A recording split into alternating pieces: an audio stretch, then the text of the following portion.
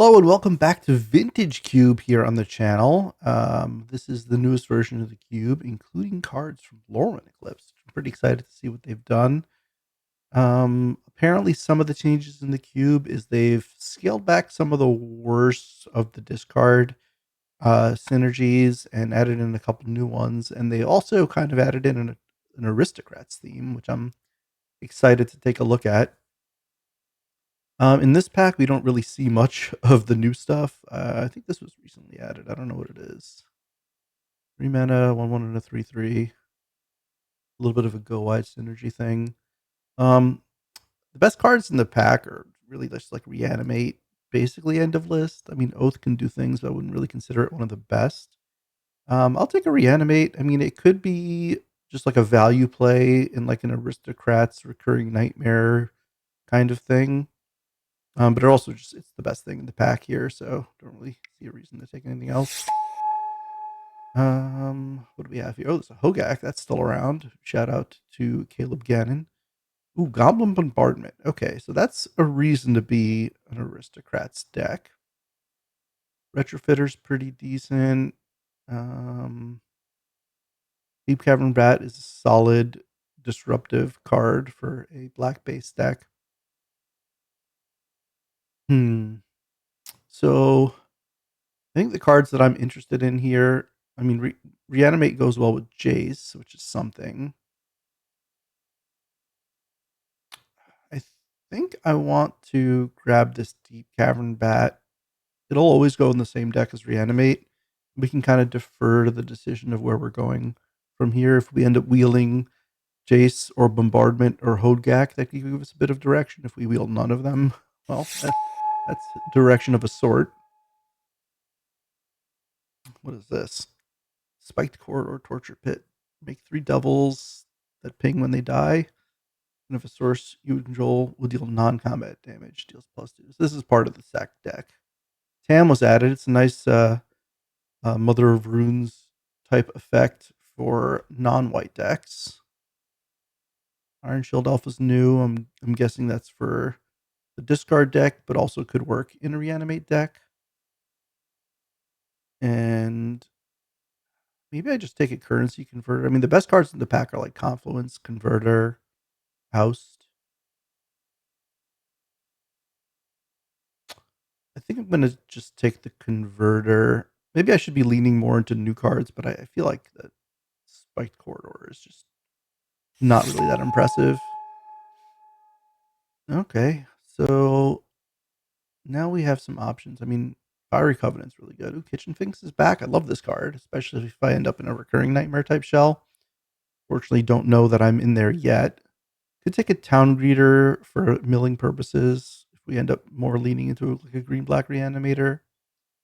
A bunch of blue cards. Not particularly incentivized to go blue with this start. I mean, if we end up with like blue-black reanimator, we could, but these cards aren't great in reanimator. I mean, I guess Brazen Borrower is just a reasonable card overall. We could take a Reprieve or a Mother of Runes if we want to just be kind of like a low to the ground black white like Luris type shell. We're already live to Luris. Or we could take Covenant. I think I'm gonna take the Covenant. Out of all these cards, that is the card I think is probably the most powerful. This also ends up putting us a little bit closer to black red Aristocrats, which is something I'm interested in trying out. So this is a new one. What is this? 4 mana 4/3. Whenever it or another creature with mana value 4 or greater dies, make 2/1/1s. So I guess this is part sack, part go wide, but it's in green. I don't know if green's supposed to be part of the sack. Here's a new Lorwyn Eclipse card. 5 mana 4/4 that can be like an FTK, or it can ramp, or it could evoke for either side. Interesting. Discharge is good. I guess this might be like a 5-color payoff thing. I don't know how good it is here. I think I might take the discharge, I guess. I'm looking at one of the dual lands also, but none of them are particularly that great yet. Okay, so this is interesting now because Yawgmoth, I think, is probably one of the better payoffs for the Aristocrats deck. Bloodghast is here, so both of these being here is a little bit of a signal. What is this? This is a new edition from Final Fantasy, I guess, from the Chocobo icon. Mana 2/2 lifelink. Whenever another creature enters, put a counter on that creature if its power is less than this one. Otherwise, put a counter on this one. So it kind of helps with a go wide, which I guess is something they're trying to support. Green white go wide tokens. I'm gonna grab this Yawgmoth here and see if we can't make this Aristocrats thing happen, or at least just test it. All right, Headliner Scarlet's a busted card. I'm just gonna click on that. Better than Glorybringer, and we could try to be a Vengevine deck, but this card's like so good. Why don't we just play this card? Mayhem Devil. Okay. This the old artwork on it, I think this is a new card, maybe from like the past couple of years. I don't remember exactly when, but maybe it was Bloomborough? I don't remember, but this will go very well in this type of deck. So it does feel like this deck is open enough. Okay. I don't remember if there was an Aristocrats card we wanted to wheel here. I don't think there was, but First Lightning's fine enough. Firebolt's okay too. I don't think I want Shadowy Backstreet. Oh, interestingly, Voice of Victory works pretty well with Mayhem Devil. And with Yawgmoth? Huh. Maybe we could try to do like a Mardu Aristocrats kind of thing. Because I'm not all that interested in Burst Lightning, to be honest. And now, I don't know if we're going to have artifacts to sacrifice. If we did, they would work well, at least with Mayhem Devil. Retrofitter didn't wheel, so it's not like we could do that. Maybe I'll just grab the Sunbaked Canyon to help with fixing. I don't know how much I care about Iron Shield Elf. It could help with Reanimate if we end up going in Reanimate direction. Okay. Do I want Ephemerate? I mean, I'm in all the colors for like the good evoke creatures, so I think I will take Ephemerate. Oh, now we could play Kitchen Finks as a double white card some amount of the time, and it can get sacked twice. Of note, all the green cards wheeled here, so like green black self mill could have been a thing. Let me grab the Finks, and now we could take a Vibrance that we potentially play.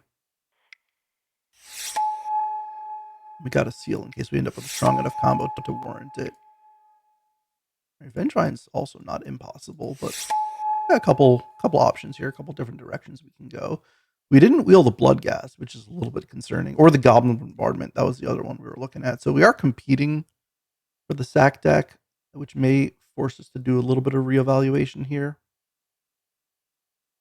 So in this pack, the best cards are, Dual Lands, Wheel of Fortune, Solitude, Deluge. I think, given that I have an Ephemerate and that I might actually be moving away from the sack deck, I might take a Solitude here.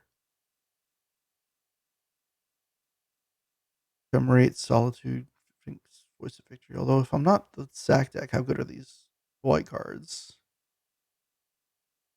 Maybe I'm supposed to just be... I could be Jund instead, because all these green cards are coming around late, and it could be like a Jund self-mill reanimate kind of mid-rangey deck. I guess maybe I'll take the Wheel of Fortune. I mean, obviously Wheel of Fortune's better with ramp, and we don't have any ramp yet. But if we're green, we could pick some up.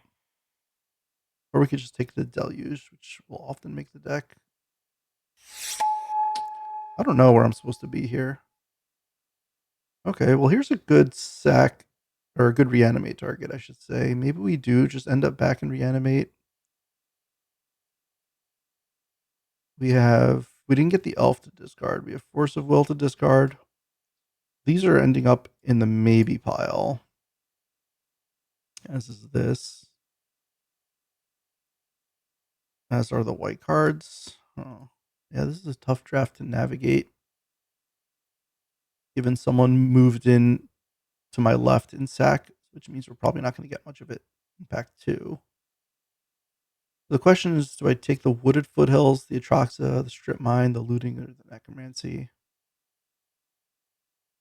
I think I want to take the Atraxa. It's a high enough power level where it can kind of bail me out in the sloppy draft.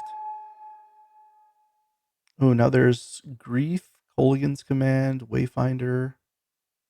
Badgermole Club is decent though. I'm not sure I'm gonna be green yet. If we took the strip, we could have taken the Ren and 6 here, but we're not really doing that. Hooligan's Command is good too, but Soul Cauldron's actually not bad either. So between Wayfinder and Grief, we could play like a Vengevine deck. Oh, yeah, this is still really tough. I think I'm gonna take the Grief, expecting that I likely will wheel the Vengevine or the Wayfinder. Oh well, Phoenix Fleet Airship is another reason to be in a sacrifice deck. Interesting that the person to my left didn't take it. Maybe the person who moved in was a few seats down.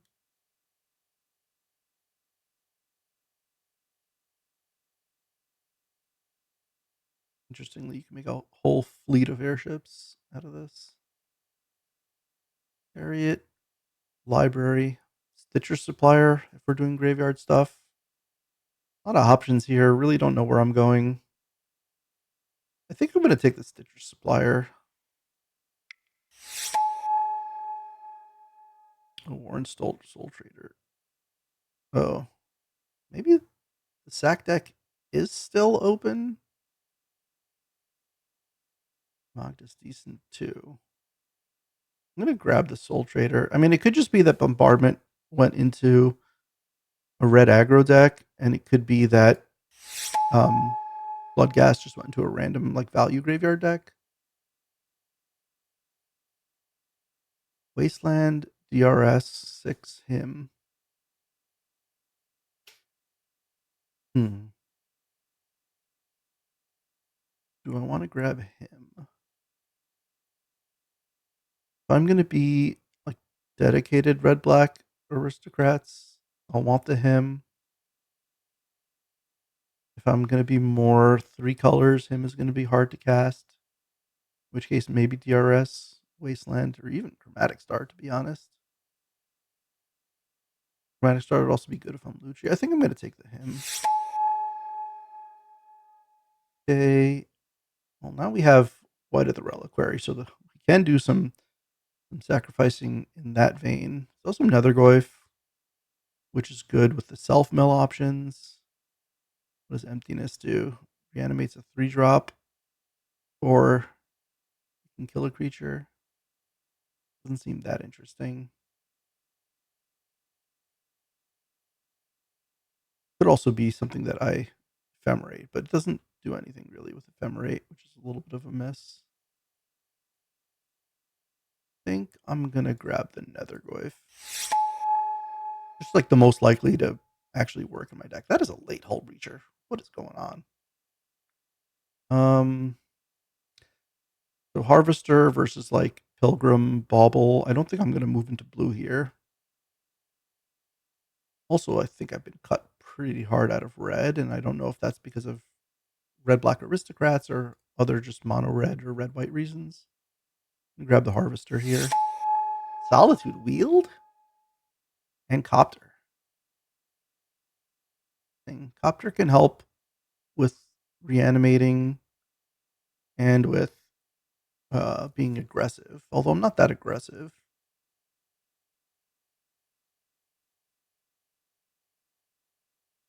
Yeah, I think I'm gonna take the Solitude. I don't know. Sam, Troll, Figure of Fable is pretty strong, but triple white might be hard.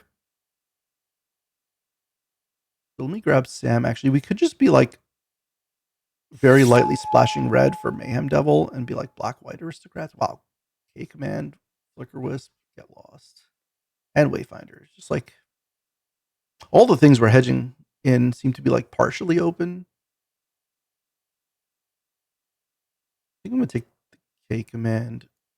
I was about to say we don't have green fixing, and then there's a freaking Temple Garden. No, I'm gonna take the Phoenix Fleet Airship. That wheeling again makes me feel that sack is more open. Magda versus Mana Confluence. Maybe I need Mana Confluence for this deck. I would not mind the Magda.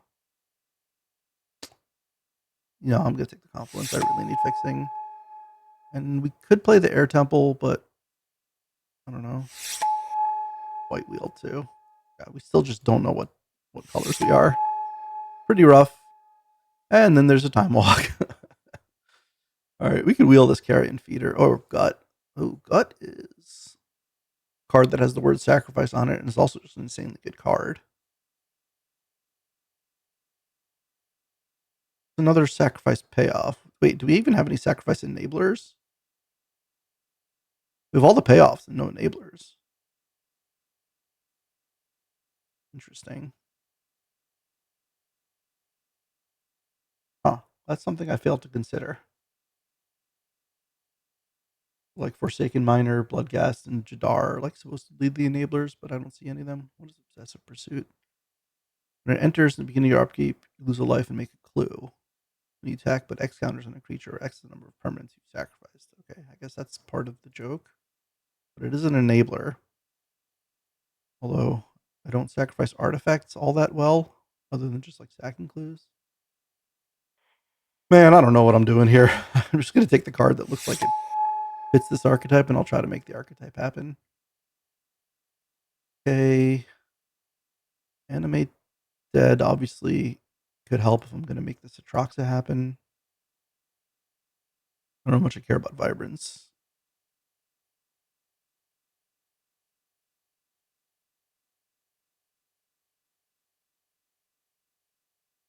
Um, yeah, there's not much that I would really play here. Bauble, Animate Dead.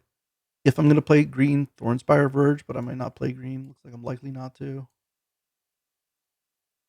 I think I have enough reanimate type stuff to justify Atroxa if I grab Animate Dead. Oh, and here's an Archon. It's also a DT. Oh, why is this happening to me? And an Ophiomancer and a fourth Earlingus. What is happening? What am I supposed to do? I don't know. Please comment in the uh in the video comments below if you have any idea how I'm supposed to have navigated this draft, because I'm struggling. I mean, I can't possibly take Ophiomancer over like DT Archon 4th, can I? I think I'm gonna take the DT and then try to wheel the Ophiomancer or the Archon. If they both don't come, I don't know what to do. Okay, Gravecrawler. Do we have zombies or zombie makers? That's a zombie. One good thing about Arena is that you can look at your creature types in a list. I have like 2 zombies.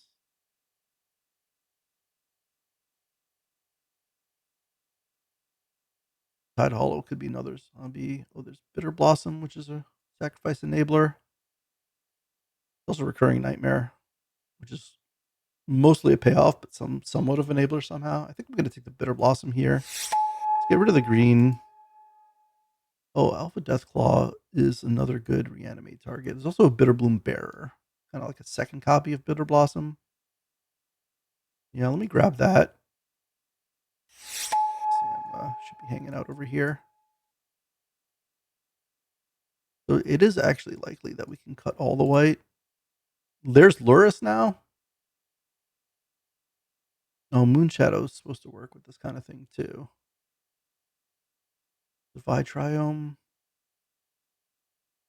Luris, Lutri, Moonshadow. We don't have to worry about Shallow Grave. I think I'm going to take the Triome. Just get some more fixing. Probably not playing Sunbaked Canyon. Huh. Now Survival comes around. These packs all got opened in the wrong order. I guess I'll take the Survival because there's nothing here that I really want. And then still give ourselves the option to be green. Oh, here's Jadar. Also Crabomination, Desecrix. More in the Jadar Crabomination camp here. I think I'm going to take Jadar. I wonder if I actually cut the reanimate package. Is that crazy?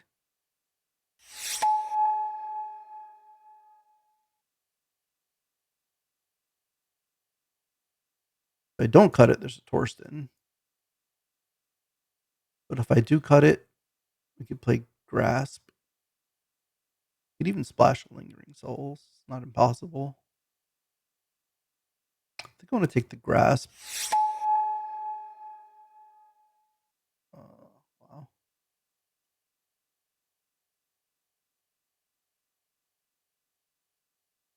card left your graveyard, huh?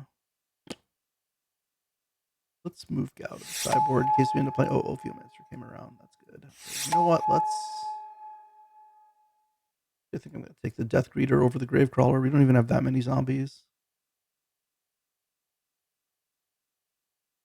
Like 1, 2, 3 zombies maybe. I'll just take the Death Greeter as a good card. Put these in the board from now. We might play some of those just as value cards, of course.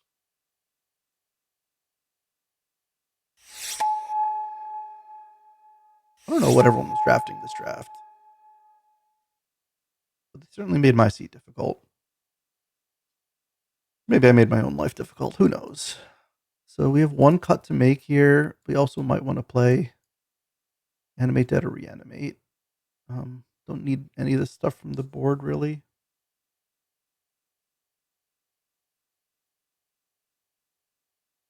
So what does this look like? DT is probably pretty good in this deck. Just to find like the combo piece.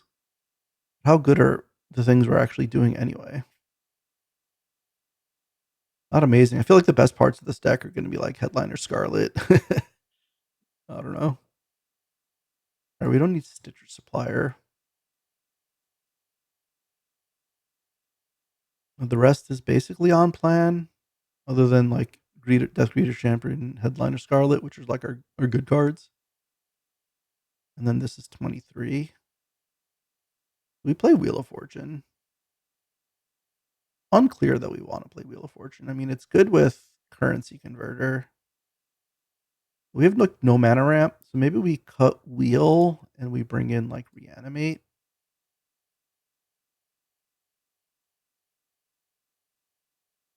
Yeah, because we could Reanimate a Grief. Good opener. We could just play a value Reanimate. We can Reanimate a Harvester. There's some decent things we could do with Reanimate here. We want FOMO. I don't think we're going to be filling the yard that easily, so I guess this is it. Our mana fixing is a tapped land, a tapped dual land, and a confluence. So, well, this is going to be not the best deck, but at least we get to test out the waters on this archetype. Let's see, how much black do we need? 14 black is probably a lot for casting him. What about 12 black and 7 red? That seems good.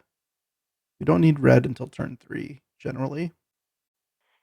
All right, so this is the deck. We'll see you in round 1. Welcome to round 1 here with our failed attempt at an Aristocrats deck. I mean, we'll see if it's actually failed or not, but we're starting on the draw, it looks like, and we have a decent hand, actually. I mean, it's not the fastest hand.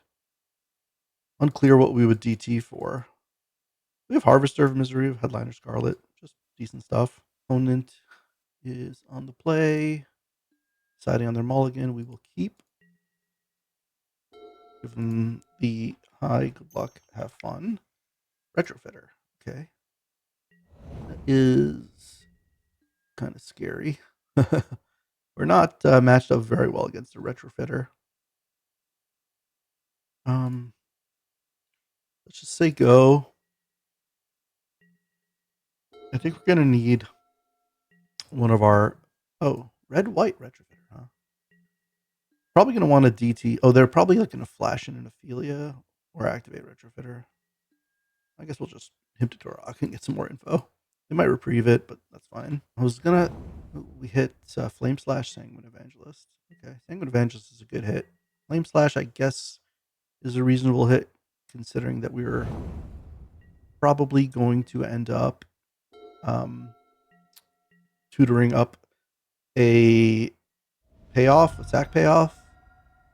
Although now I almost feel like I should just DT for Reanimate and Grief plus Reanimate and just like pick apart their hand. Seems decent. I guess we start with the Grief. What would we get rid of here?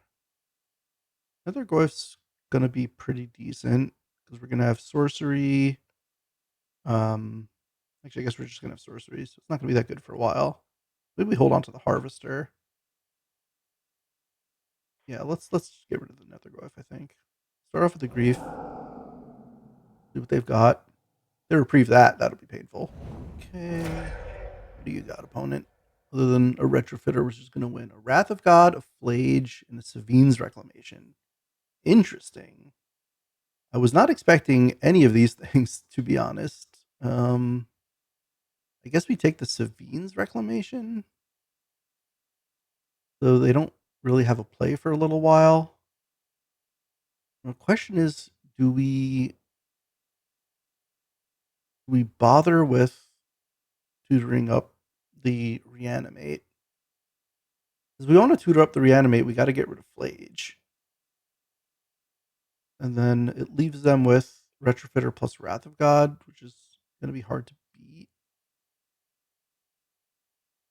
Oh.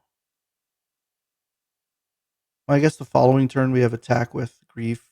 They double block with servo tokens. We harvester one of them, set them back a decent bit. And then we could bash with harvester, or we could bash with the Grief the next turn because we only have one blocker. The following turn we could bash with Grief and Headliner Scarlet. Now they've taken 9 and we start drawing again. Okay, I think that's all right. So let's start by getting rid of Savine's Exclamation. Then let's DT for Reanimate. And we'll reanimate the Grief.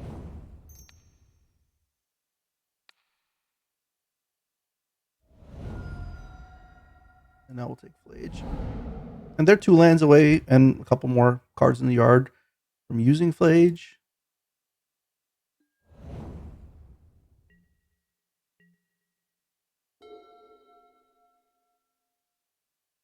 Oh, I might have miscalculated the amount of blockers they would have. Wow, they left them all up, huh? Okay, so I guess we're going to Headliner now. They're a decent bit away from Wrath of Godding here. Oh, it came into play tapped because of the stupid Mokti. It's annoying. I guess next turn we can Harvester, kill all of both of our things.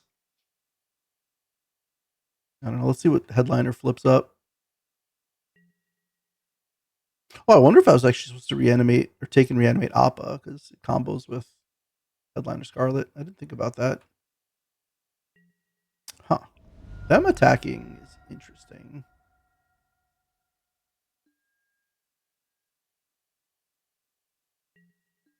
Oof. All right. What are we going to do now? If we attack with both, they could double block Grief with Retrofitter tokens, and then we can kill one with Harvester. If we just play Harvester, we can't really attack with Scarlet. I guess what we do is we attack with all, and then they can double block the Grief, and then we can just Harvester post combat. They chump the Scarlet. That would be a little weird.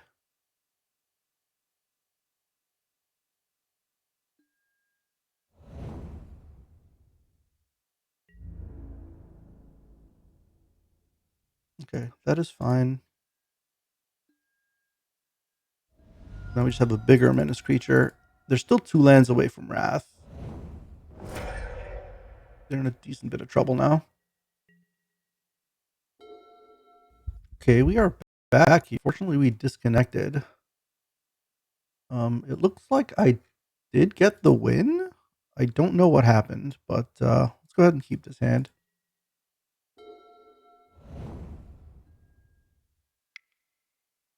Turn 1 library, huh? Not great for me. All right, we have a land. We want to convert on turn 2. It'll be a while before we play the Triome, but I think that's okay. If I didn't draw that second land, I would have played the Triome. And turn 1 library, and here I am without a strip mine or a wasteland.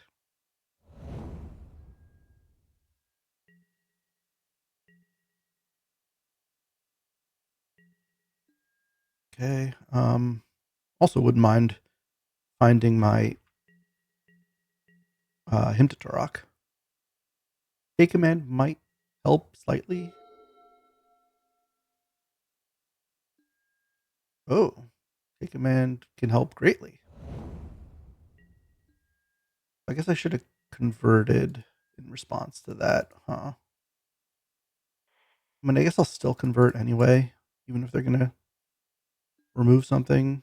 We'll just get rid of the Triome. They can exile if they'd like. That is acceptable.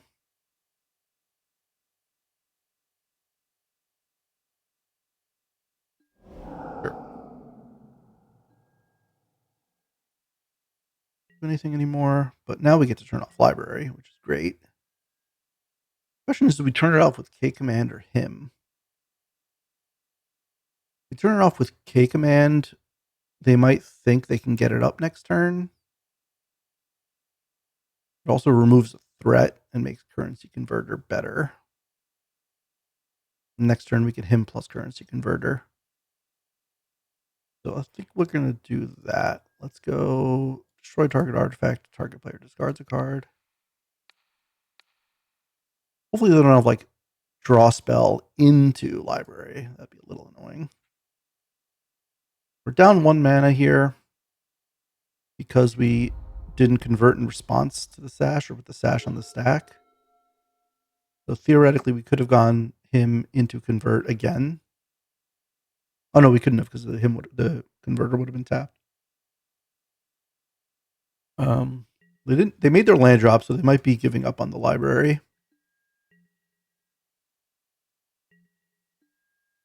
And now we can him playing around miscalc. If they have another type of counter, I guess we're gonna have to live with that. And holding up converter. We have a nice mountain here to convert. Yeah, it looks like they do have. Oh, hull breacher. Uh-oh. All right. Hopefully this nabs whatever they're trying to use hull breacher with. If they hull breacher us, we're going to be in a decent amount of trouble. I mean, if they wheel or something. If they have the wheel and I didn't hit it with the 50-50 on him, that's a little unfortunate. We'll see what happens here. This is only... Oh, yeah, I should have converted in response to that. That was a mistake. Gosh. Keep forgetting to convert in response to things. Oh, but now we get to hold up Harvester. Or I could just cast Harvester. I don't really want to cast Harvester because it might get countered. Let's see if we could hold it up. I mean, I'm willing to take another 3 damage here. They try to go for a wheel or something. We can Harvester in response. I'll take 3. Well, this also gets to convert, which is cool.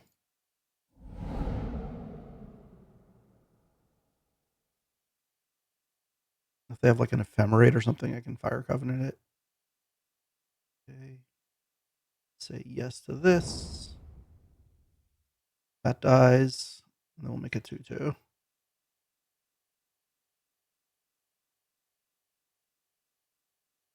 Does it die? Appa.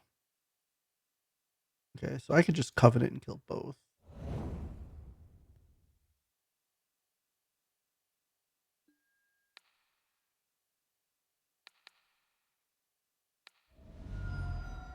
It's going to cost 6 life. Wait, what? I definitely misplayed that. Oh, it's okay. It didn't matter. It actually ended up costing me less life. That's funny. Okay, sure. The luckiest misclick of my life.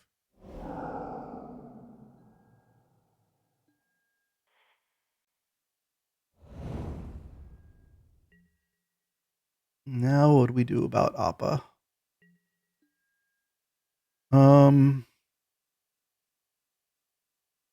Yeah, this doesn't really take care of it. We can convert and try to find something here. Like, what are we even trying to find? Infernal Grasp. They have no cards left. What if we just let them replay Hull Breacher? And we get aggro with Scarlet, which also helps us draw cards.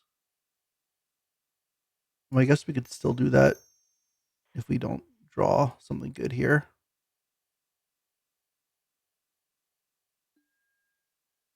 Mayhem Devil.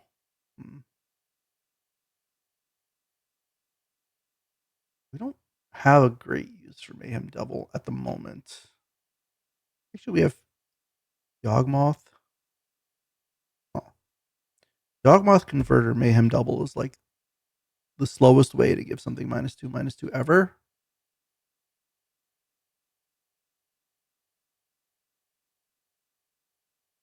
I think here we'll discard the land. We'll say yes.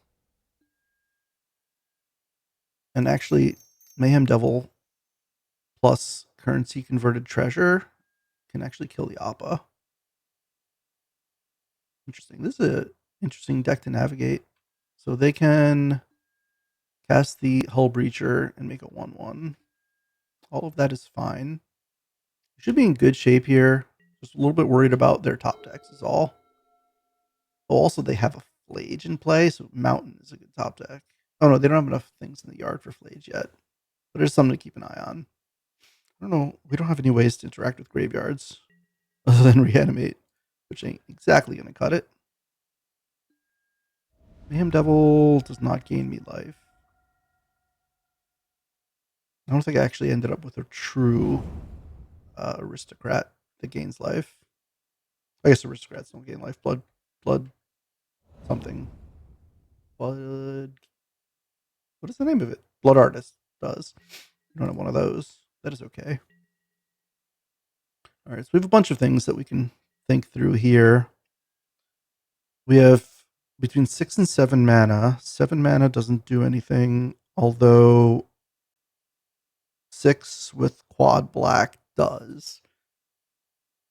So we can make a treasure, sack it, ping Appa.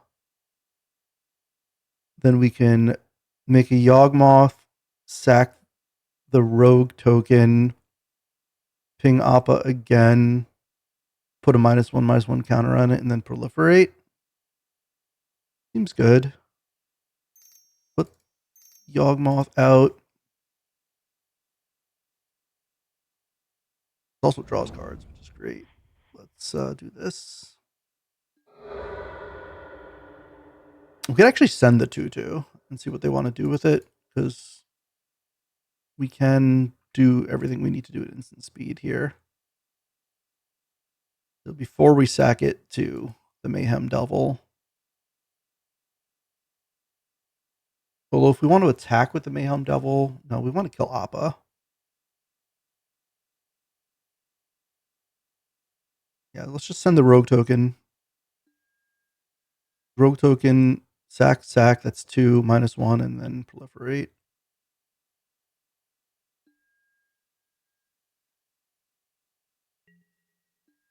Oh, they took the damage. Okay. That works for me. And we probably want to do this all now. 1 damage here.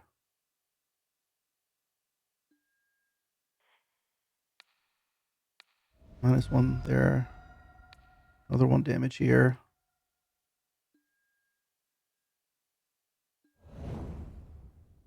And then proliferate. Sorry, Scarlet. Inverter's doing more than I expected here. Don't have anything else to proliferate, right? Seemed to be the case. And now we have blocks. They need to draw something. We also have value. Because we can kind of go off with Yawgmoth and Currency Converter to some extent. Gaining life on sacrifice would be huge right now. I don't know. I don't think I have any way to do that, though.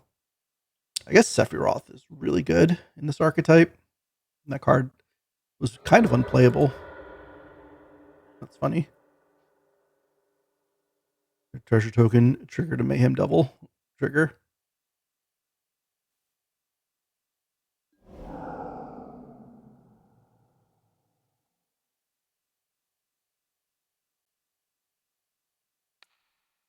So Flage can kill Mayhem Devil.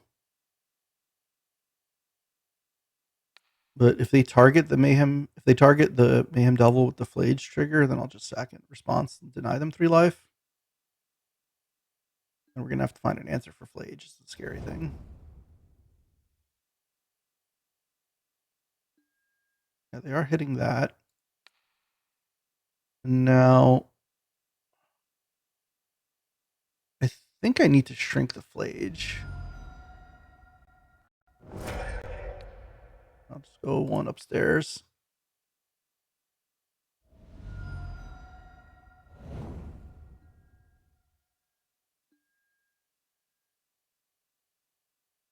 Oh, I'm not drawing cards because the Hull Breacher. I didn't even realize that. I should have killed the Hull Breacher. That was a bit of a mistake, but I do need to kill this Flage, so. Oh. Well, that is great. That is fantastic.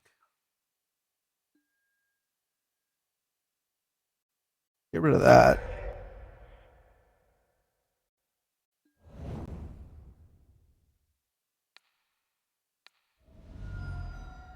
Maybe I could have done that pre-combat, but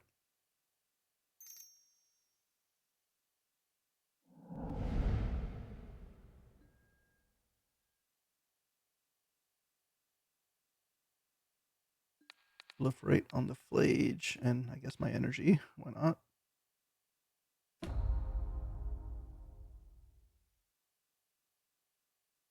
Wait, how come I didn't draw a card?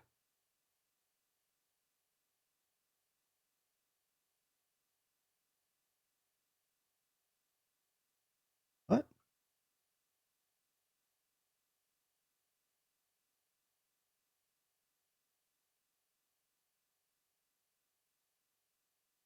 I'm confused. Oh no, I did. I drew the mountain, right? Right? No, I drew mountain for turn. I'm quite confused. So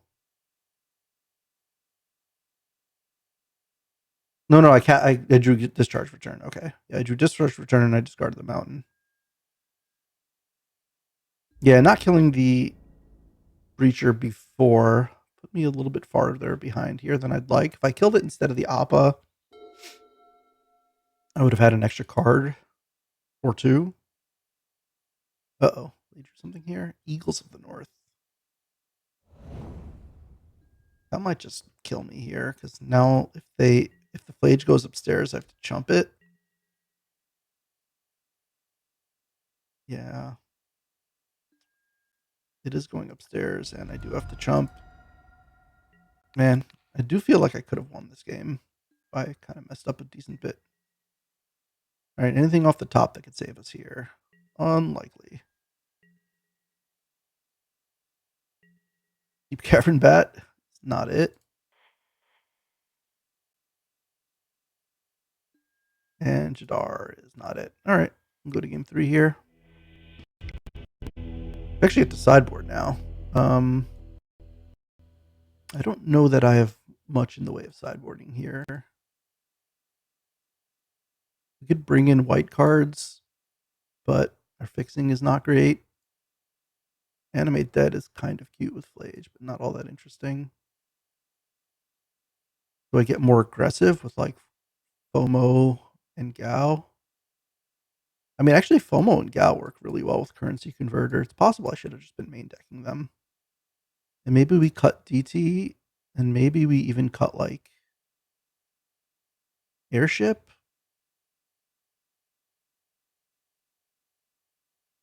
I don't know, is an Airship like why I'm playing this deck? This charge is good. We can cut Goyf, I guess. Yeah, let's do that. Play first. This hand, I guess we can keep. We have Fear of Missing Out into Colligan's Command or Soul Trader. We can get something to sacrifice the Soul Trader. It can power out the Phoenix airship fleets. Again with the library, huh? Oh, that gives us stuff to sacrifice. Okay, we have a plan here. And being very aggressive means them leaning on library isn't going to last forever. I don't know that we actually want to discard any of these cards. I think we actively want all of these. Oh no, I have to discard a card. Okay, that's a little worse. Oh, interesting.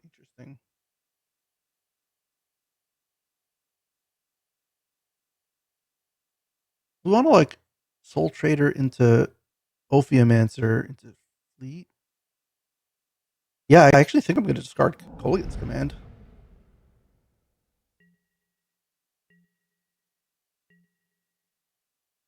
Let me know in the comments if you would have discarded the Kolaghan's Command there. But I feel like this combo is like what I'm trying to do, or something like this. And if I don't do this, then what is the deck really achieving? And I think it would have been too greedy to discard a land there.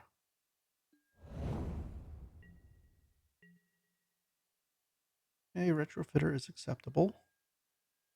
What do we have here? Fire Covenant. This doesn't do anything until I have Delirium. Go land for 2 here. And we're going to start with the Ophiomancer.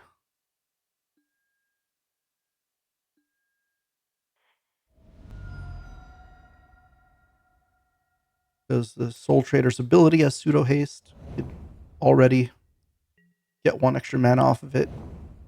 Or just, stack up a treasure token for later.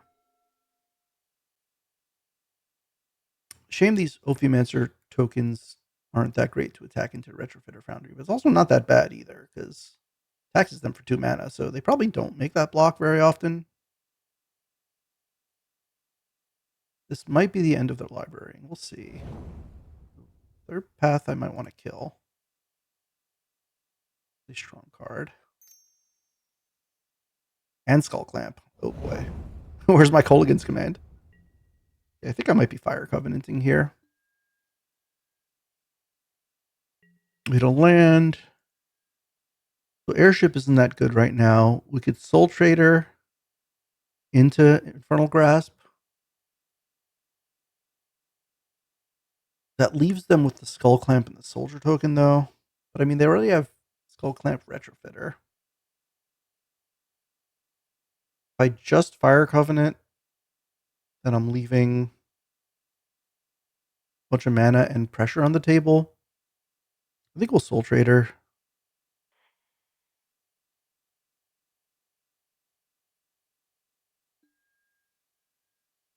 Sacrifice the Snake token.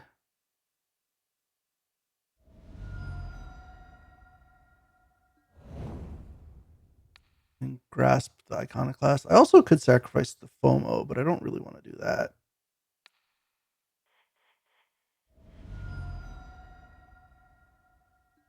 Let's just get very aggressive here.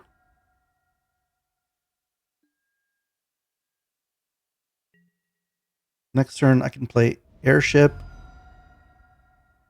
sacrifice Snake, sacrifice Treasure, make 2 copies of Airship. Oh, no, I only get to make 1 copy per turn. Okay. Which is about the rate that I'm going to go. Now, Airship is super slow, so if I want to get like the free crewing or whatever, I need like 8 turns worth of copying this. So it's mostly just crewing it and attacking, I think, that we're doing. Oh no, but each copy makes a copy, right? The first turn you end up with 2, the second turn you end up with 4, and the third turn you end up with 8. Still a lot to assume is going to go right. Let's see what Spirit DK is up to here. Donkey Kong.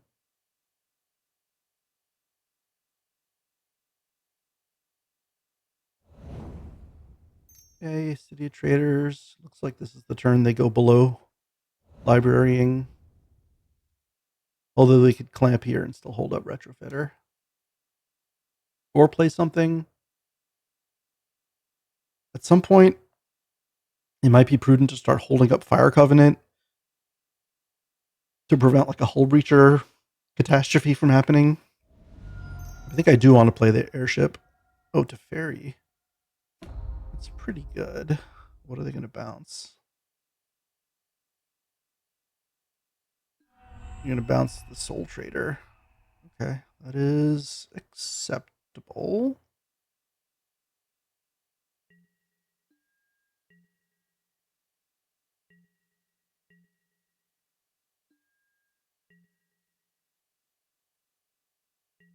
Oh, Yawgmoth. It's pretty good. Because now we could stop them clamping. It also lets us kill the Teferi pretty easily. And also will stop them from hull breaching us.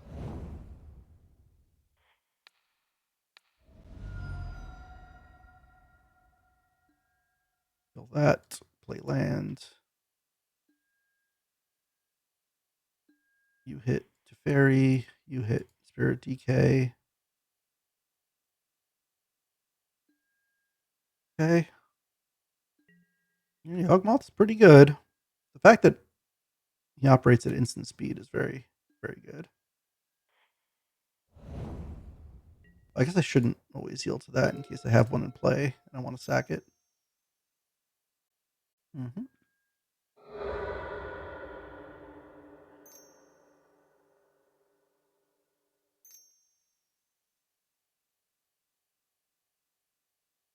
What is this? White with 4 mana. Can't upheaval. A fractured identity on Yawgmoth, huh? That's pretty good. I can't really stop it from happening. Yep, alright. And they have Retrofitter plus Yawgmoth, which isn't amazing at the moment.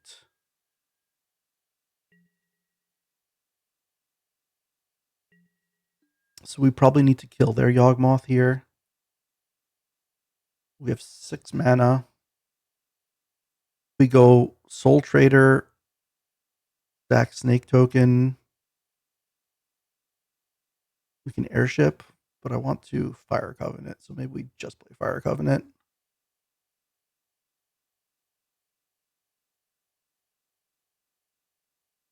So we could play Soul Trader first, actually, because if they're going to Yawgmoth, if they're going to make a Retrofitter to Yawgmoth something, they can't kill the Snake Token for free. Do this correctly this time.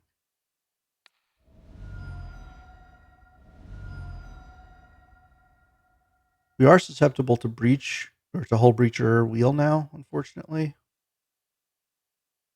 We gotta get this Yawgmoth off the board. Fracture Identity was really good. Turns out Yawgmoth is very good against a Yawgmoth deck. All right, they did not use a Retrofitter to shrink something. They could use a Retrofitter to trade for the Snake Token. That I'd be happy about.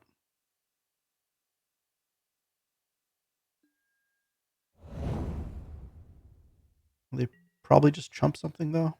Oh no, they just take it all. Okay. Let's make a treasure.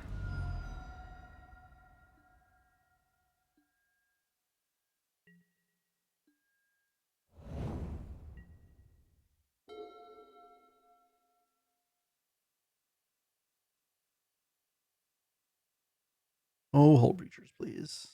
Okay. They're digging.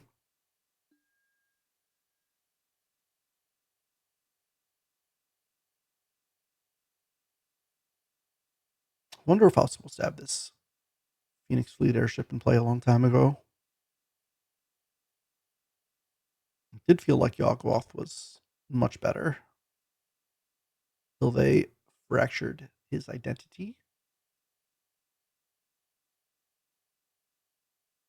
Land, they have access to Wrath of God now. Unclear that I would sack all these creatures to make tokens or treasure tokens. Although it's not bad to have a few treasure tokens lying around if I have this. Oh, Savine's Reclamation onto Fairy. That's acceptable.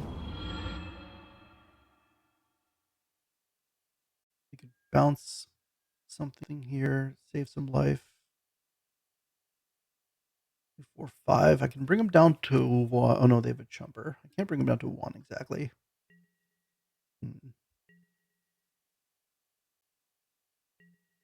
Mountain. So we want the fairy to die. We have to send multiple things at it. I don't think it matters if the fairy dies or not. So let me send everything at them.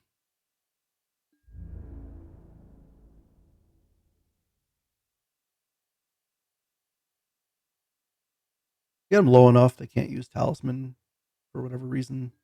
That might be relevant.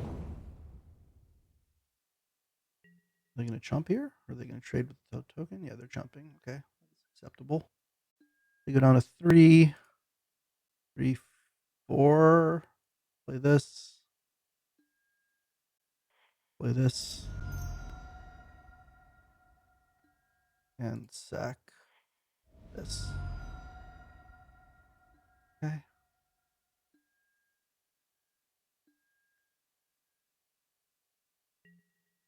The fleet is being assembled. Our life total is being disassembled.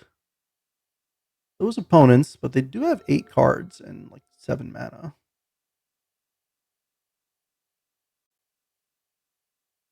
Okay, island. That's 8 mana. 7 plus the fairy. Wrath of God. Okay, there's the Wrath. 8. We have enough treasure tokens to get the full fleet up. So I think we're okay with the Wrath. I mean, okay is a relative term. Sorcerer spells as if you have flash. Okay. If I draw a creature, I'm sending an airship. Do I have anything that makes multiple bodies? I don't think so. What's my best draw? Deep Cavern Bat? Oh, that's obnoxious.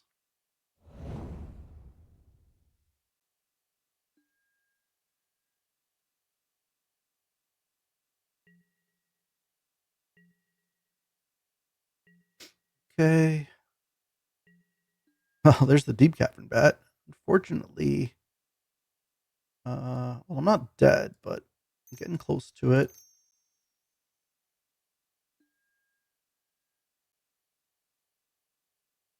Oh, wait, they have a companion?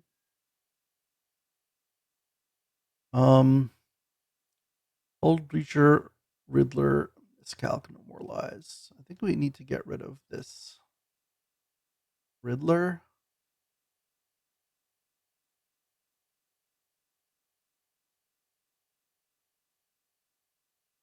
We don't have much in the way of card draw. Obviously, if we draw Converter, it'll be really sad to not have card draw.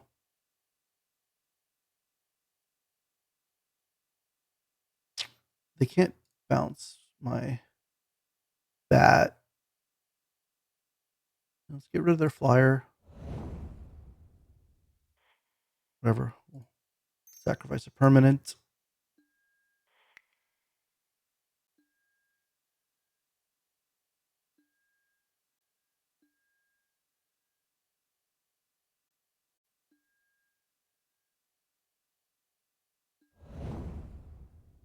This is a close one. Pretty happy we didn't sacrifice anything in response to the Wrath of God, because we would have been dead to this Mokti.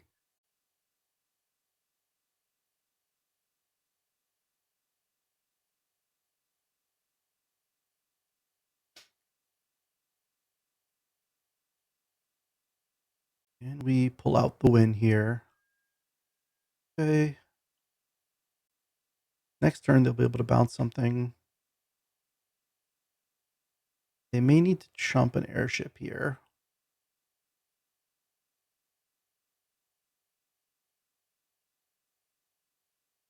They mean to bounce an airship next turn, actually.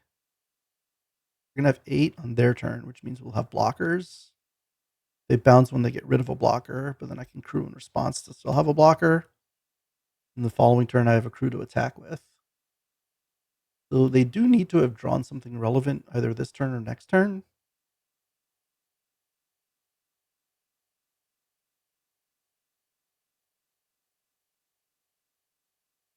close one. I guess the retrofitter can make flying blockers. Well, maybe we need to draw something.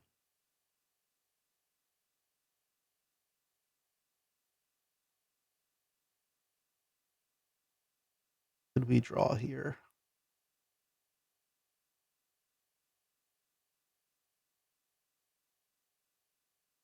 Bitterbloom Bearer would be interesting. They could miscalc no more lives, so we have to pay 5.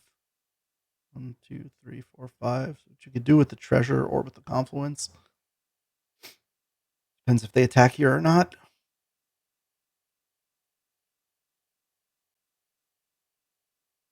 Only my end step.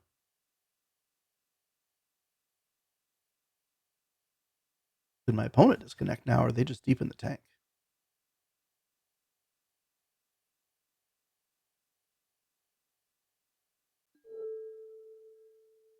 Or they're cycling miscalc. It's fine. It's a good sign for me.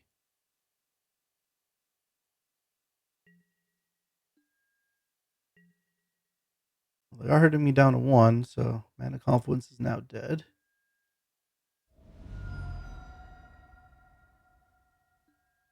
Oh, they found Flage. All right. GG's. We'll see you in the next round.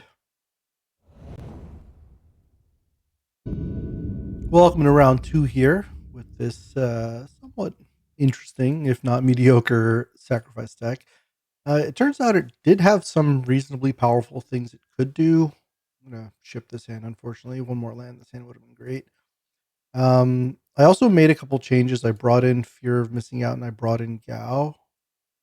So that may make things run a bit more interestingly. I think I actually bin Yawgmoth here. Is that crazy?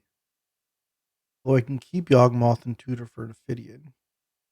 I'll just get rid of the removal spell and hope that doesn't come back to bite me in the butt.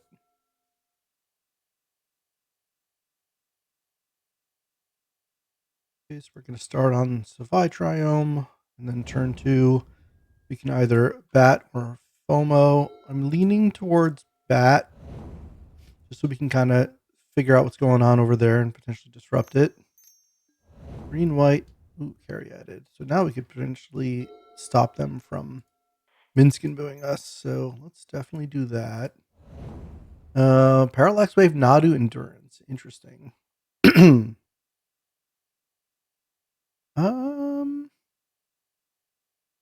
If we take the Nadu, they could just P-Wave us. But then they don't have their P-Wave anymore. I think I'm okay with that. Interesting decision point as to which one of those is more threatening. Sanctum's in play now. Let's see if they play the P-Wave. Oh, they don't have double white. Oh, no, they do. Plains, duh. Next turn, we have Ophiomancer into potentially D-Tutor plus something, or Yawgmoth. Okay, here comes P-Wave. They can't quite block with this, right? Without mana.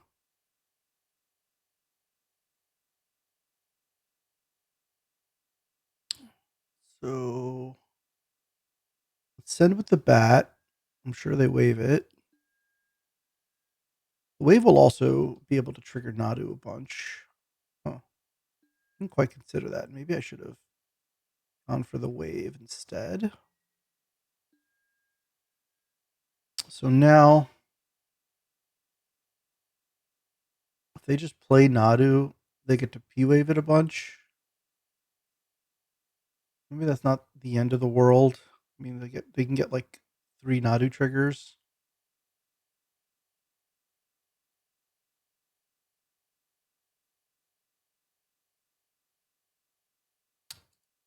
Yeah, I think I'll just Ophiomancer here and just understand that they're going to have their way with Naduing over here.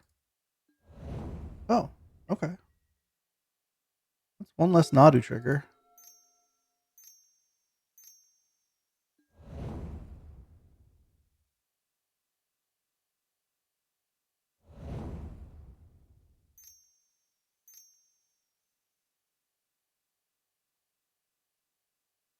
Hopefully they don't have Lightning Greaves here.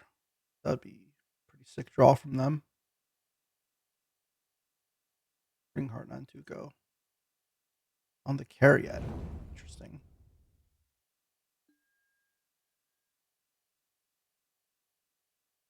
Doesn't bestow target. I feel like they could have got a Nadu trigger there. Oh, yeah, I guess they get a Nadu trigger anyway. Duh.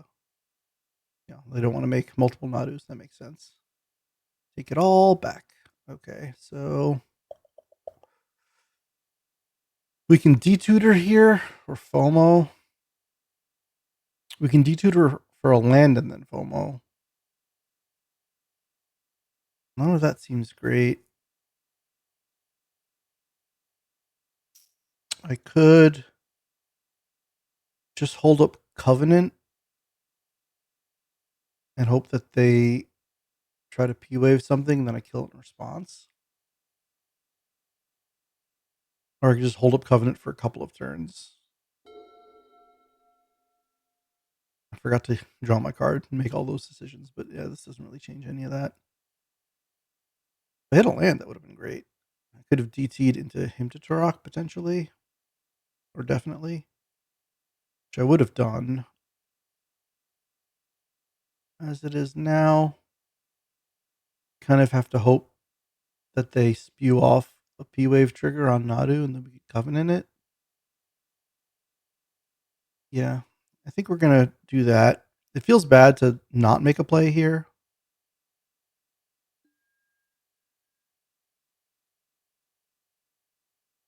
I guess I can. FOMO just doesn't do anything here though.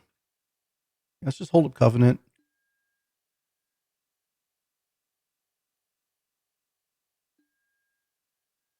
So they are using a P-wave trigger. They're gonna lose their Spring Heart and to go.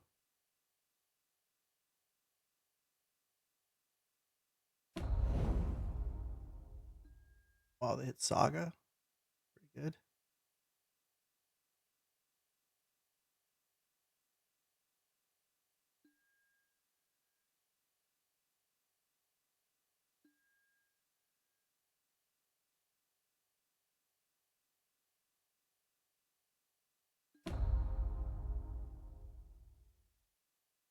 Okay, now they're hitting that again. So I think in response here, we'll get rid of the Nadu. They get to draw a card, but I do want to get rid of that while I can.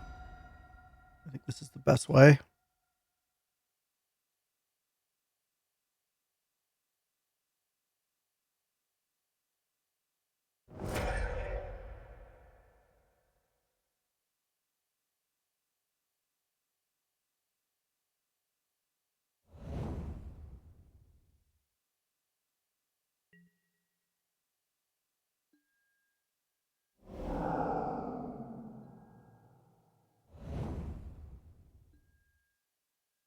Oh, nice. They did not. Oh, well. I was going to say they did not Solitude in response, but then they have it covered anyway.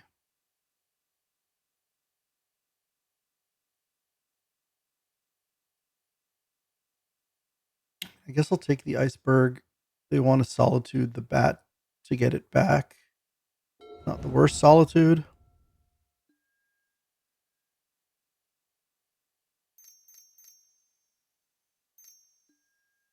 Wow, they drew Palace Jailer. Pretty good. And they have the mana for Wandering Emperor.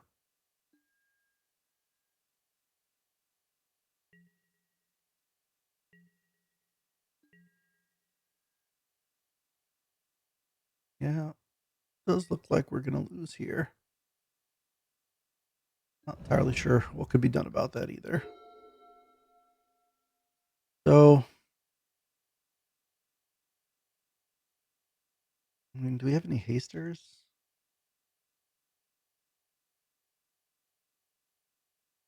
Not much. I mean, do I Demonic Tutor for a Bitterbloom Bearer or something and try to fight over the Monarch? I guess that's probably the best thing I can do. I mean, I can send this Snake token. That's fine. Could at least trade for something. Oh wait, I can't send the snake token. Duh. Okay. Let's do this. We'll go get. Does this do anything? Not really, right? Go get. I mean, it's between Bitter Bloom Bearer and Headliner Scarlet. We want to fight for the Monarch. I think the Bitter Bloom Bearer does it a bit better, and also kind of funds stuff I want to be doing later. Yeah, we're definitely quite behind here. We still have an endurance in hand too.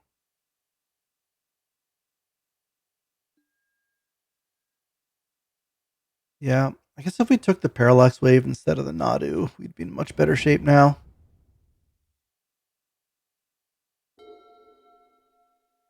Because that just ended up giving them a bunch of Nadu triggers.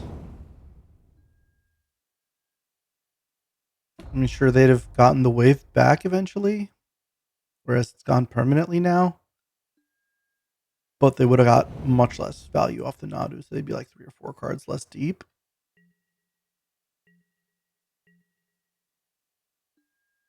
Might as well play this before they draw their card. Although I'm sure it's going to get solituded.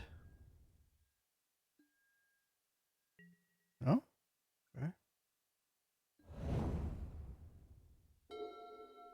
Reef. I mean, good grief. Like, how could we ever win this game?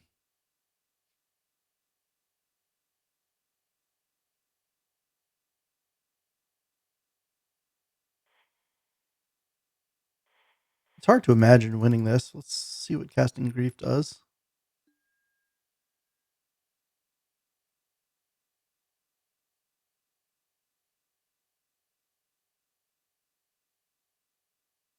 This will give us an idea if they value the Solitude or the Wandering Emperor more. It's going to be the Solitude. And they're going to hit what? The Bitterbloom Bearer? Yep.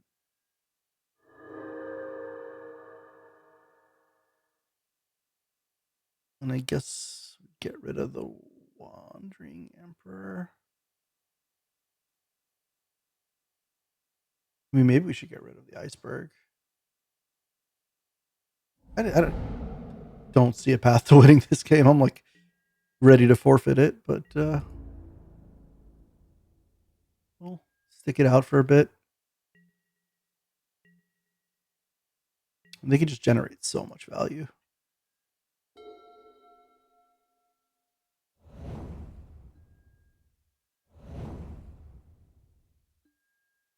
We do have things in our deck, including in our hand, that can generate value. But we are also running out of time. Attacking with the Spring Heart. That is interesting. Oh, they have the Temple at instant speed, huh? Ugh, that's another thing we can't beat. So I guess we'll block here and here. This beats Temple. I don't think I need a trump.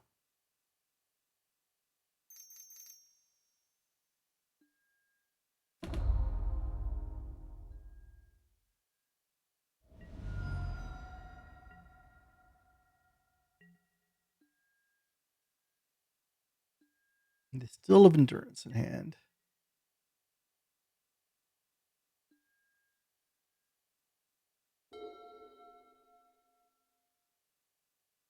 And the mana to use it. Does Yawgmoth save us somehow?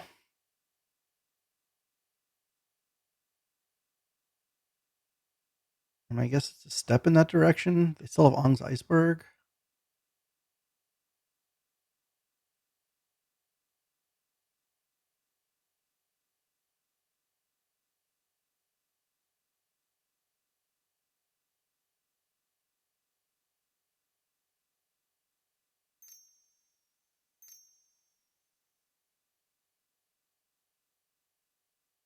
An Iceberg in response? Interesting. Yeah, I think they'd rather hit the Yawgmoth than the Ophiomancer, although I'm not entirely sure. So if we attack into the Endurance, it just goes really badly. Maybe this deck is terrible. Yeah, Palace Jailer and Nadu are just like and Solitude. There's a whole different level from the garbage we're assembling here. They're main phasing that. I mean, not main phasing it, but they're running it out. I do think we're just dead now, though. They have 5 attackers. We have 4 blockers, most of which are going to be chumps.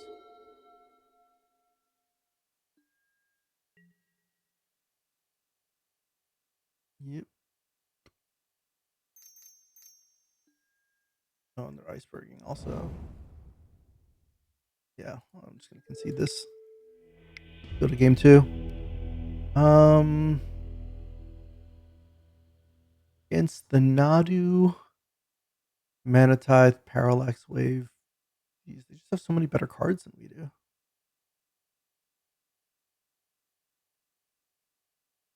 I mean, can we like reanimate their Nadu and get value off of it with Yawgmoth or something?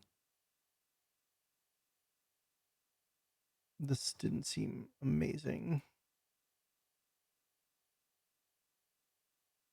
We've like never drawn our like combos. This doesn't do anything either, right? Particularly, it doesn't hit Nadu, it doesn't hit the 3/4 flash. I mean, I guess it can hit Planeswalker, but probably not enough to kill it. I don't know. This feels sad. I think if we're bringing in the animated spell effects, we should bring in Atraxa. And I don't know if we want Scarlet here, or maybe we want Scarlet, but not the Death Reader's champion. Do we ever consider bringing in Seal instead of Scarlet, maybe? Maybe instead of one of these aggro cards?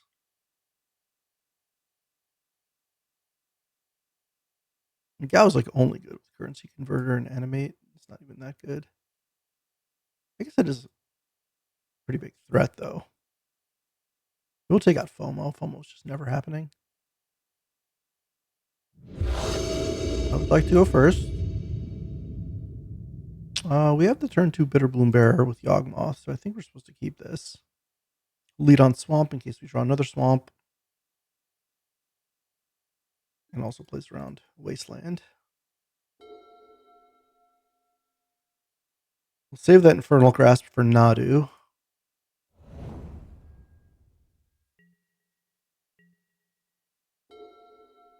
Oh, do we bat here? Instead of... I think I want to bat here. Get some info. 4th Aerolingus, Pest Infestation, Caryatid Monstrosity. Lord Almighty. I mean, we could take the Monarch away from the 4th with Bitter Bloom Bearer. I think we get rid of... Oh, Monstrosity, we can just kill with Grasp and then hope they don't draw Nadu ever. Yeah, maybe we just slow them down.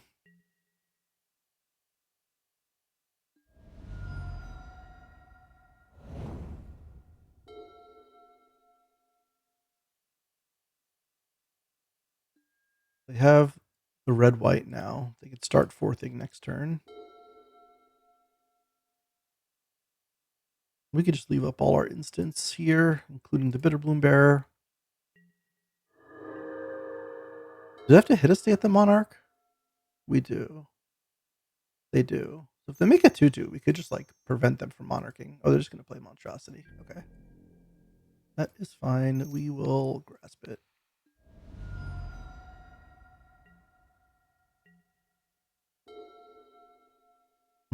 Is this DT for a land? I think it is. We need to like do stuff here. We can't just sit on 3 mana all day.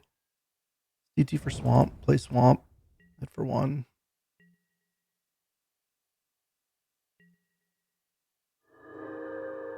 We don't have Covenant up, so if they run out the 4th, they're going to get the Monarch, but we can take it right back.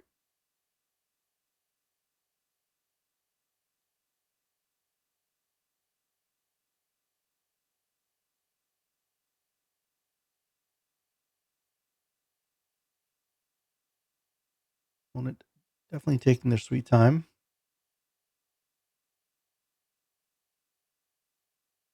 That's what we want to sequence things. We flash into Bitter Bloom bearer. They play fourth Aerolingus. They hit us with 2/2/2s. Then we untap, and we probably just hold up Fire Covenant. And I'm back for the Monarch. Oh, Kinscare Sentry. Interesting. That is acceptable.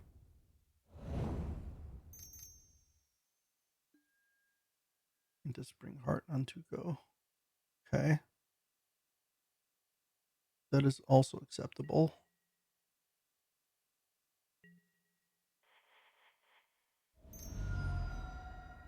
Play the Bearer.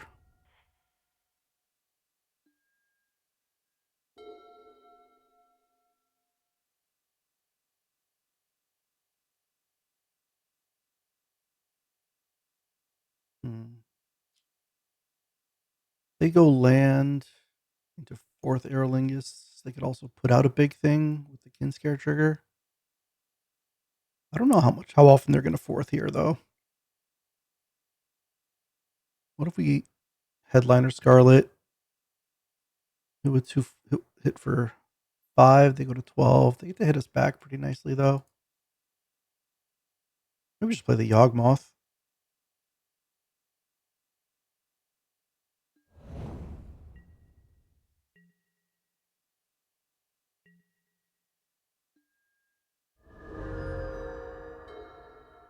Sadly, this is a Kithkin and not a human.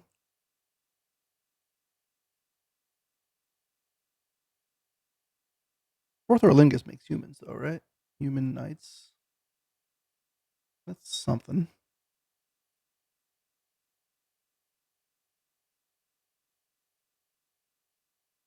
Okay. They can make another Kinscare Sentry. Oh, no, they didn't. Okay, so that means they probably want a fourth here. Yep. Fourth for X equals 3. I think they played the forest, right? Yeah. We only know about Pest Infestation and one unknown card. Let's see if they put out a creature here. Nope. Okay, so we go to blocks. Now they're going to get the Monarch. We're going to take it back. We're likely going to want to Fire Covenant their whole squad. So that being said, let's make their squad a little bit smaller.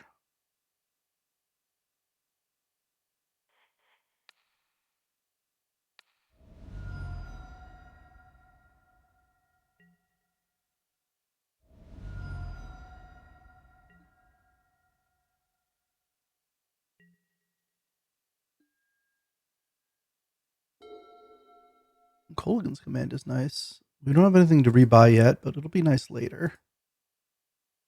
For now, let's take the Monarch back and hold up Fire Covenant.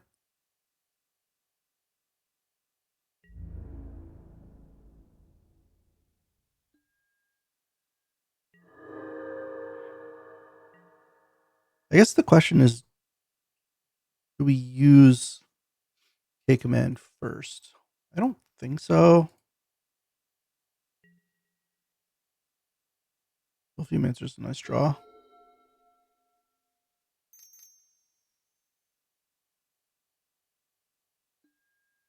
Oh, they played that Plains really quickly.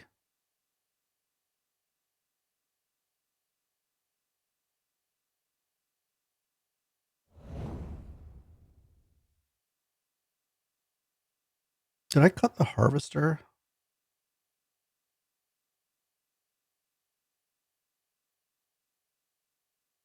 I hope I didn't. It seems good in this matchup. Parallax Wave, huh? Well, that's the game we're playing.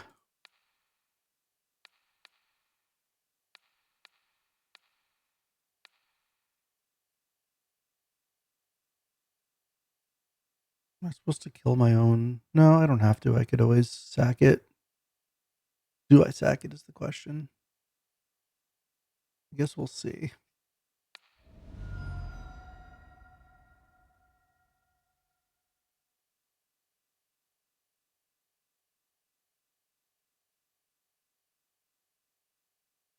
I probably should sack it. I mean, I have lifelink in play, but it's not a whole lot of lifelink. And I can get more creatures from the Ophiumancer.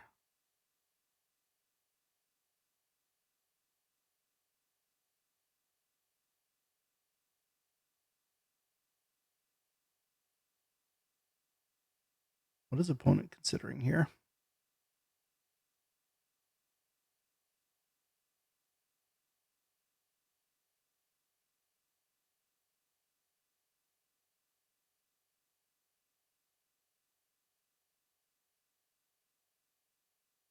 So their first P wave probably targets the Yawgmoth, in which case if I want to sack the Bitterbloom Bearer, I have to do it immediately. And I can do it to kill the Spring Heart and Antuco.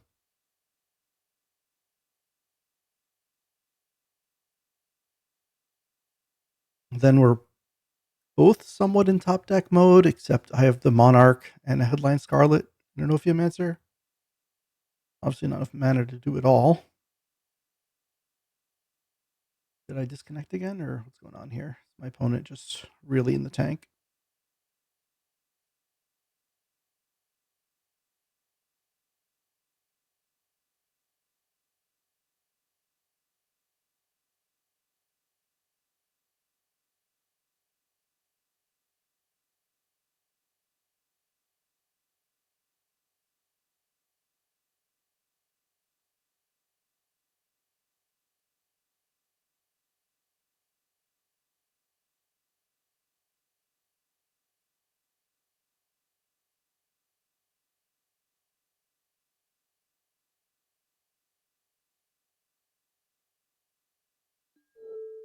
Okay, we're back.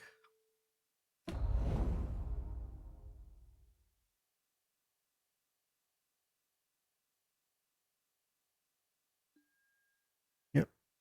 All right, let's thing that. Sack this.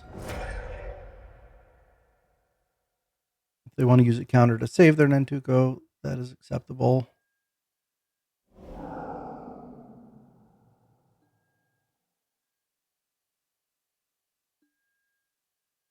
Oh, it countered the card draw.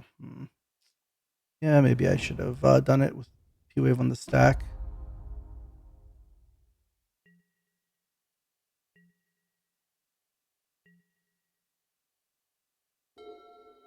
Oh, good grief.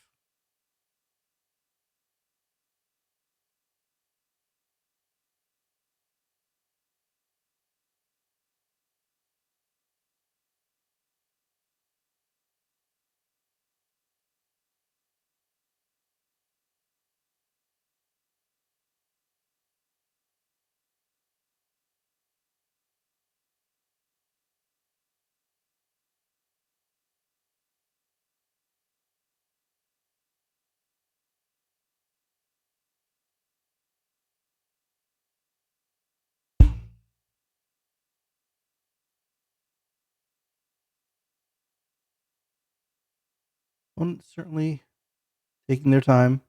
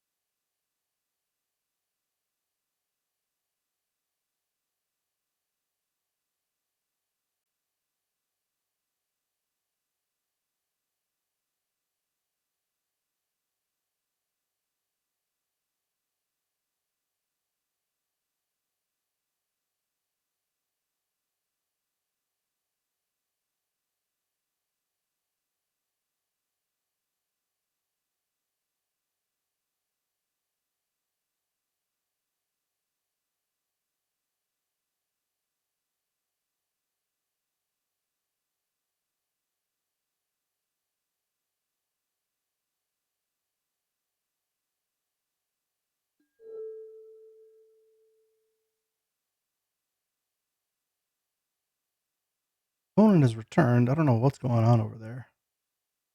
All right, they have Iceberg and Pest Infestation.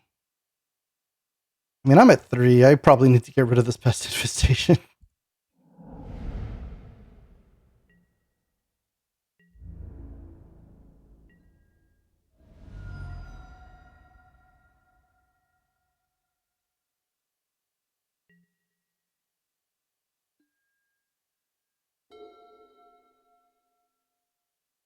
It's a lot closer than I'd like it to be. Tracker's good. I don't have a creature yet, though, so I might have to kill that. Buy back the Bitter Bloom Bearer, but that doesn't really seem all that useful at the moment. I'm never going to Imperial Seal, I'll tell you that much. I could make them discard a card, but they're just going to discard the carry added. Holding up Flash Iceberg, huh?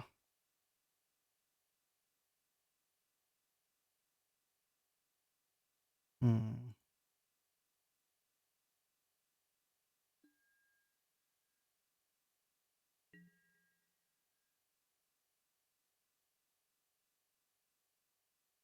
Might be pricing myself into getting my into Colans, commanding that for little value.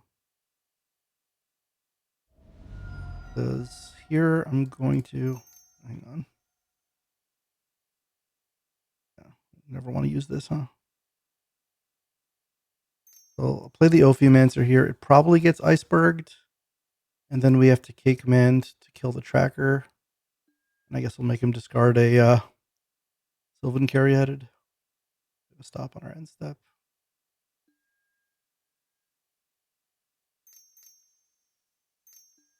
They're Iceberging now. Iceberg is going to hit Ophiomancer. And in return, we'll K command.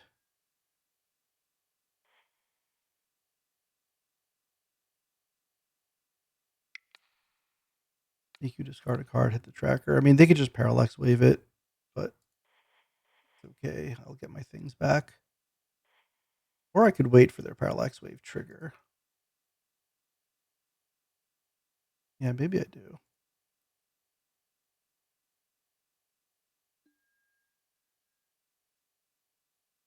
They have Caryatid in hand. Not the best draw. Okay, let that fade. Now we'll go. Target player discards a card. 2 damage to any target.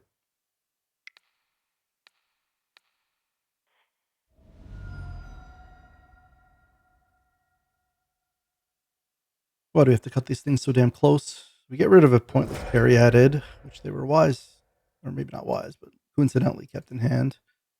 Now we have to dodge the top deck here. Oh, nice. Okay, we did it. That was close. I don't think I want to stretch mana to get white in the deck.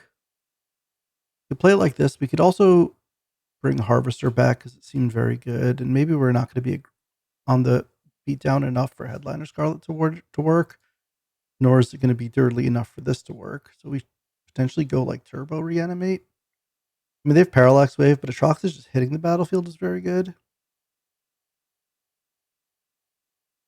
We don't particularly have a great way to interact with the Parallax Wave. Wait, what does this do? No, it just finds a land, right? Yeah. All right, let's stick with red-black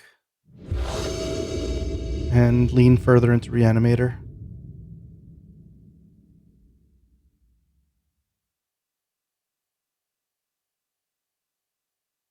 Okay, we have Converter Gal. That's a nice start. Obviously, opponent is capable of much more explosive lines than us. Hey, Molly. Oh, Goddess Soul. Speaking of explosive. Okay. Our Covenant is going to have to be working overtime here.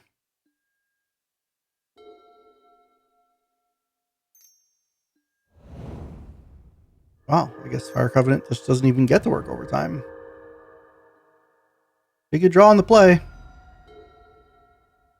On the draw, I just completely win. On the play, I just completely lose. Okay.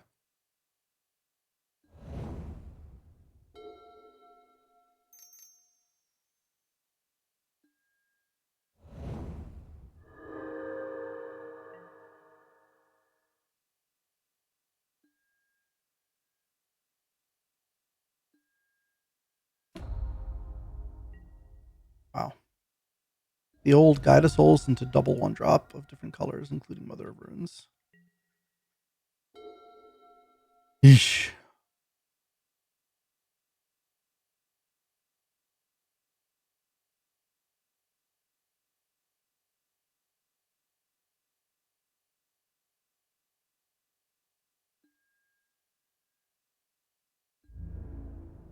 I mean, one of the only ways we win is we debate them into using Mother of Runes prematurely.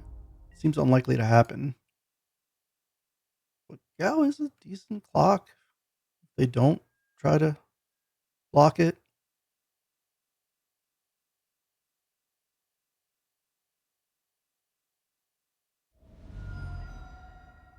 Now we'll convert her so we get a Gao trigger.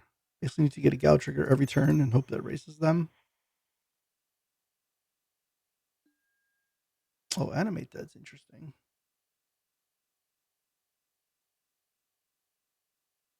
So next turn we can if ditch Yawgmoth, play a land. No, it's not enough.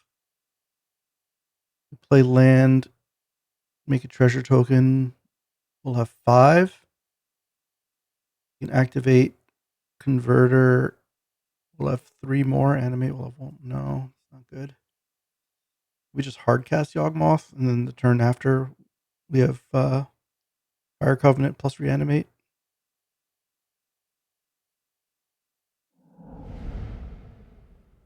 Yeah, this is tough. I mean, it's gonna be like very hard to beat the start.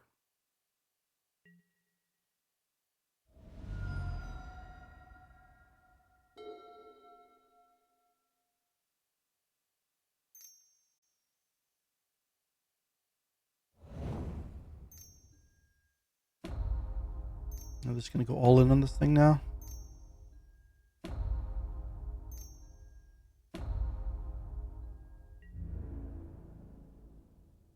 Yeah, pretty good multi-6, I would say.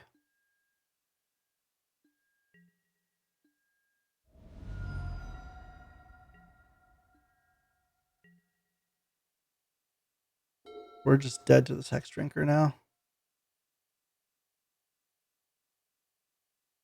Yeah, well, that was fun.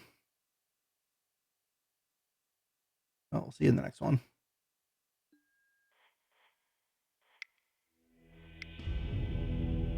Oh, welcome to round 3 here. Currently 0-2, but you know, we tried and we failed. Lesson is never try. No, just kidding. The lesson is let's do better this time around. This is a decent hand. This deck does seem like it has some capacity to be good, but it also feels like it plays very much like a legacy cube deck or even a modern cube deck. It doesn't feel like it's on the same power level as a vintage cube deck. Well, let's see, let's try to make the best of it. Now, am I playing FOMO or am I playing Bitterbloom Bearer? Let's see, whenever you attack, but X counters X number of permanents you sacrificed. So if I go Bitterbloom Bearer into Soul Trader into Pursuit plus FOMO, and I can do some things that way. Yeah, I kind of like that. Opponent is on Sparas, so I don't necessarily want to get this countered, but this is only the beginning of my upkeep anyway, so more likely to have removal than counter magic. Let's just chill.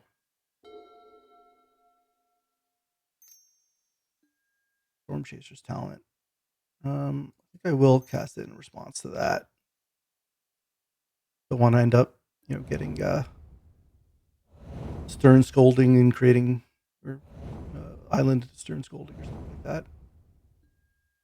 That works for me. Probably shouldn't always yield that, but I will for now.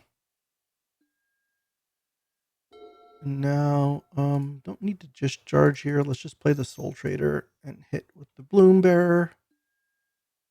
And then next turn we get to FOMO plus Obsessive Pursuit. And the Obsessive Pursuit actually can scale up pretty quickly with the Warren Soul Trader.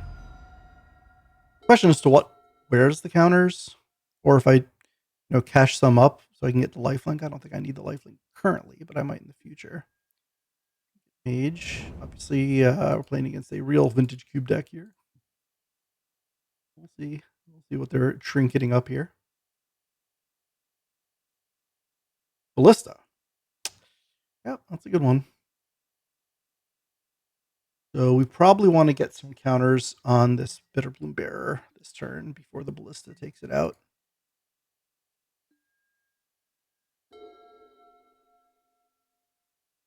I guess we could start with the FOMO. We don't want to get dazed, though. Let's start with the Pursuit, and then we'll FOMO. Looks like they're F6'd anyway. Oh, there's Bitter Blossom. I forgot that was in the deck. So this is at this whenever you attack. So if I want to do this, I need to do some amount of sacrificing here, right? Sacrifice Summoning Sick Fairy. You know what? We can actually get the lifelink too. Sacrifice this fairy. Sacrifice this for black. Sacrifice this for black. Play Bitter Blossom. And now we get a big trigger off the Pursuit. We could send both. No, I don't really want. I mean, I guess they double block. I could sack the FOMO to make a treasure token and discharge. Is that worth it? Maybe. Almost not really that good here anyway. Let's make a very big lifelinker here. Oh, wow. That's actually pretty nice. That is indeed powerful. They are going for the double block. So let's do this. Sacrifice the FOMO. Make a treasure token. Sacrifice it for red. Discharge here. Yep. All right. Have at it with the Ballista.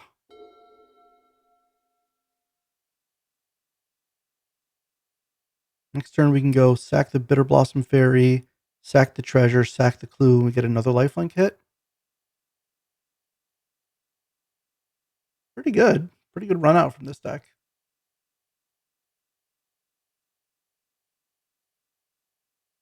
Where was all this before? Oh, nice. Okay, I'll take it.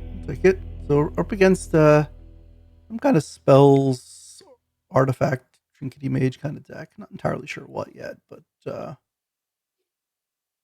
we want to? I didn't really see anything that makes any of this stuff particularly matter. Let's just run it back. I don't have too much of a sideboard, sadly, unless we want to transformation it, but don't really want to transformation it.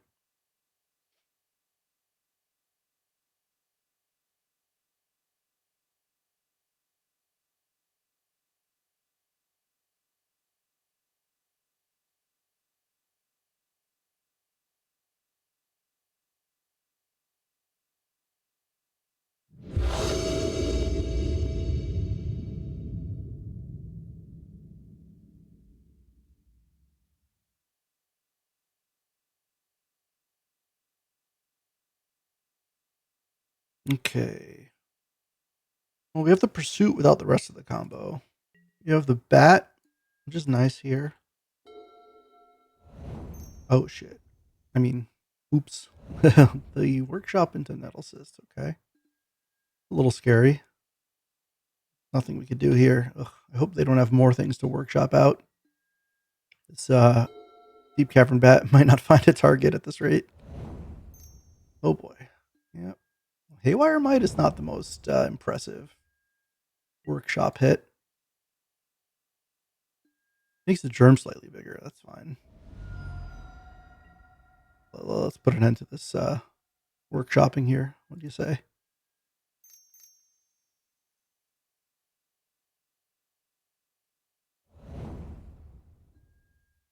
Tinker, Vivi, Prophets, however the hell you say this card. Prophet's Eidetic Memory. We'll take away the Tinker. The scariest thing. Nope. Particularly close to casting VVM. I guess they're one land away. We could take away this, but no, let's just take away the Tinker. Seems to be the scariest thing for sure.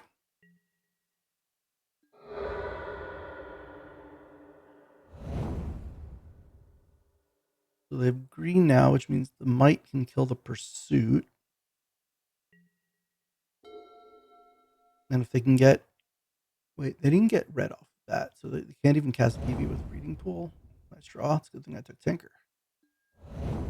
Alright, Proft is in. This Germ token has gotten quite big. Breeding Pool is in. Their hand is VV and 2 unknown cards. Or 1 unknown card, sorry. Yeah, we will take a beating here. Now what? I guess we play FOMO. Try to dig towards something here.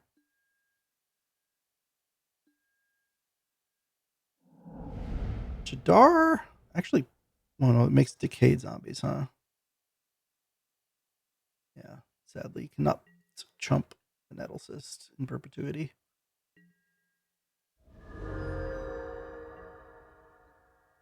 I might chump the Nettle Cyst with this FOMO, to be honest.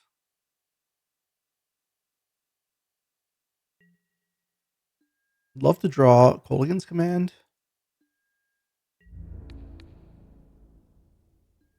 A little early for the chump, but my deck does often pay a lot of its own life, so I think keeping my life total slightly higher is of use.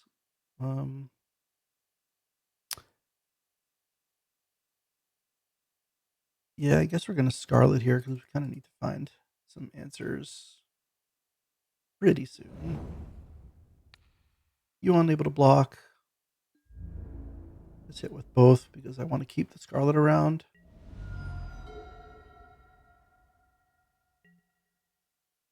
Really want to hit Kolaghan's Command. Currency Converter. Okay. Infernal Grasp helps. Oh, I don't think we have to do it right now. We could do it on combat so they don't just equip the thing. Play the Converter.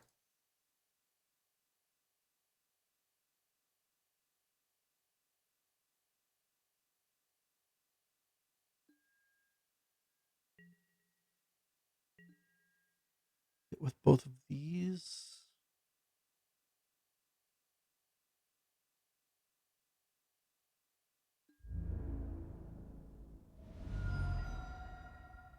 Play a tap land here. It's actually pretty painful now that that's a tap land, but that is acceptable. A little bit of a close race. Grasp is going to certainly get us a little bit closer into the race. Tap land, fine. Right now, we grasp this before they can do any kind of ninja shenanigans. Hello?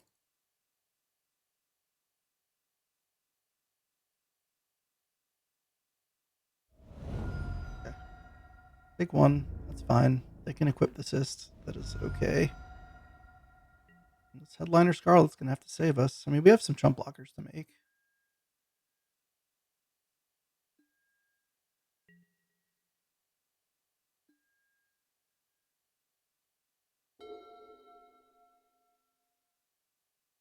You may play that card this turn.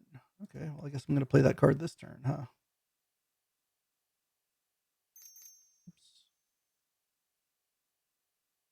They don't have to play it during combat. Let's hit for 4 here. And then we'll play Jader and Fairy and hold up Converter, I guess.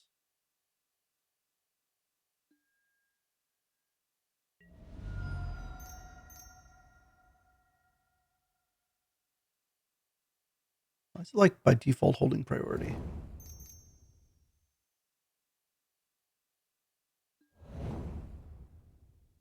Yeah. I don't think we want to play the pursuit quite yet. But we do have a pretty nice attack going back towards them. We have 2 different chump blockers. Probably just chump block with Jadar here, actually.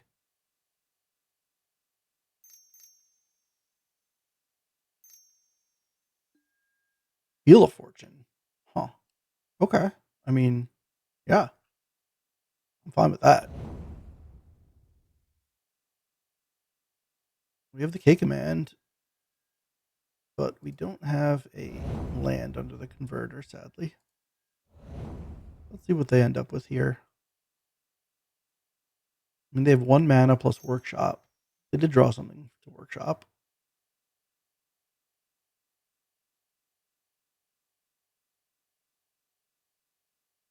All right. What'll it be, opponent? Be a forfeit. Hey, we got a victory. Okay. The deck was interesting. I'm probably not off the archetype entirely. There were some things that we could have still picked up in the draft, but my gut read is that it's a little bit too soft for Vintage Cube. But hopefully you found it enjoyable. Please comment, like, subscribe, do all the things that content creators ask you to do. Let me know how badly I messed up in your POV. I'm always happy to hear it. And also let me know if you like these Magic Online Vintage Cubes or you want to see me suffering through Lorewood Eclipse. Thanks for tuning in, and we'll catch you next time.